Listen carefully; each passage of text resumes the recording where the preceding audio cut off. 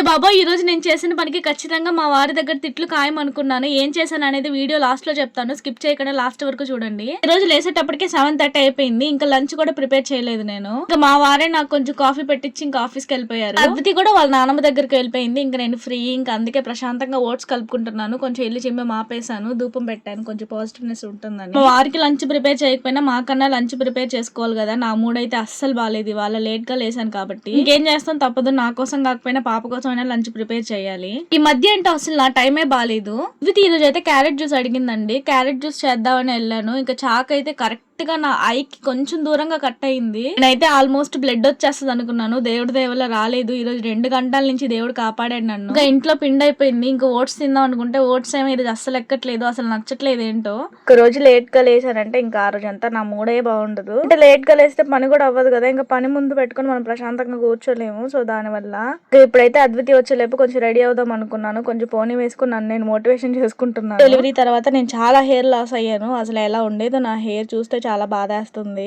ఒక పక్క జడ వేసుకుంటున్నానే కానీ నా మైండ్ లో చాలా ఆలోచనలు రన్ అవుతున్నాయి. ఏం కూర చేయాలి, అద్వితికి ఏం పెట్టాలి, ఏం నచ్చుతుంది, ఇదే అయిపోయింది నాకు డే ఫుల్ గా. ఎందుకో ఈ మధ్య చాలా సన్నగా అయిపోతుందండి. ఇదే కొంచెం దిగులు పట్టుకుంది నాకు. స్టార్టింగ్ లో చెప్పినట్టు ఏమైందంటే నిన్న కూడా వీడియో అప్లోడ్ చేయలేదు కదా యూట్యూబ్ లో అనేసి ఇంకా యూట్యూబ్ లో వీడియో అప్లోడ్ చేద్దామని షూట్ చేయడానికి ఫోన్ పట్టుకున్నాను. ఇంకా ఫోన్ కింద పడిపోయింది.